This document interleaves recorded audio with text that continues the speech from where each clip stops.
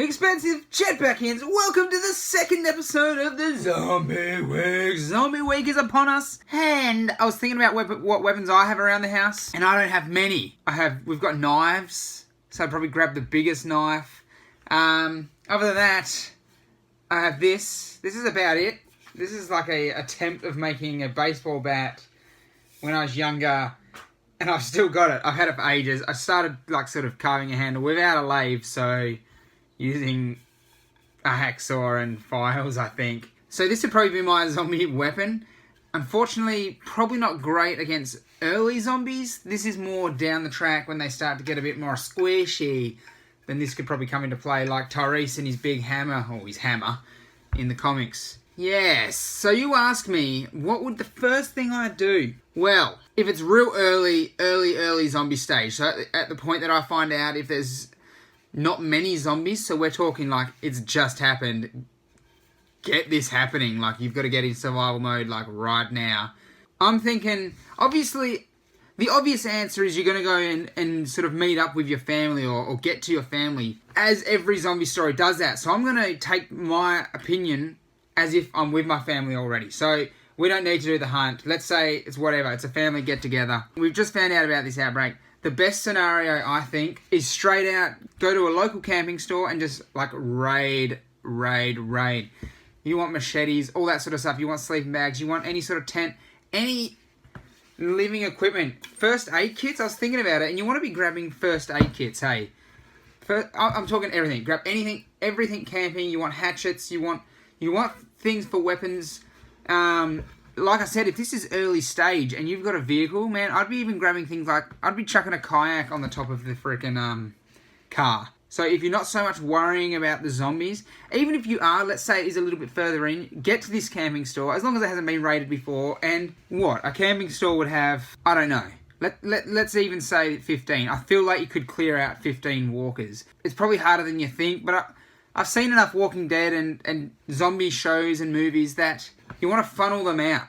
Don't go in there with them. I feel that you just stand at the door, make the noise, let them come out, and then just, or knives, whatever, as they're coming out. So you want to clear the area and then just raid like hell. Once you've got as much as you could possibly get in there, straight for a boat. You don't want to try. I don't think you want to try and barricade up an area in a high populated place, because eventually you just get in that stalemate scenario. Head down to the boat. Luckily, brother-in-law has a boat, so we'd get on that boat. Quite a big boat, so we'd get all the gear on that boat, kayak and all, and then head for an island. That's the key. If you've got this stuff, you want to just start a communal area on the island and sort of get life happening a bit.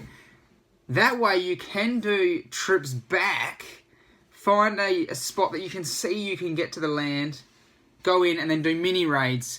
That would be my initial thoughts. You always think, oh, let's go somewhere big, hardware store, barricade it, but you're stuck. You are stuck in there. Once it gets heavy and there's a zombie wall around it, getting out of there isn't an easy thing. So I think you need to get off land. We're lucky because we live coastal. Get on an island and start living it out like that. Which comes to kind of my question for you, Expensive. You're on this island. One huge benefit of that is you do not have not as many strays coming to your island. Not zombies, live ones. So other people aren't going to be coming to your island so much, because that's where a moral decision comes in. And that's my question for you, Expense.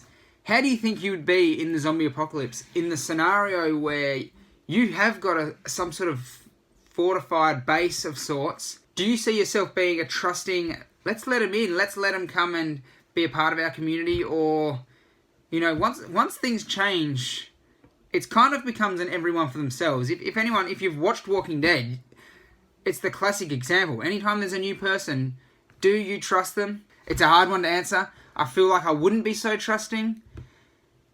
But let's see. What do you think, man? Do you think you'd welcome people in and join them to your team? Or would there be some sort of process? You know, do they get no weapons for a chunk of time, but as soon as they get weapons, they can turn?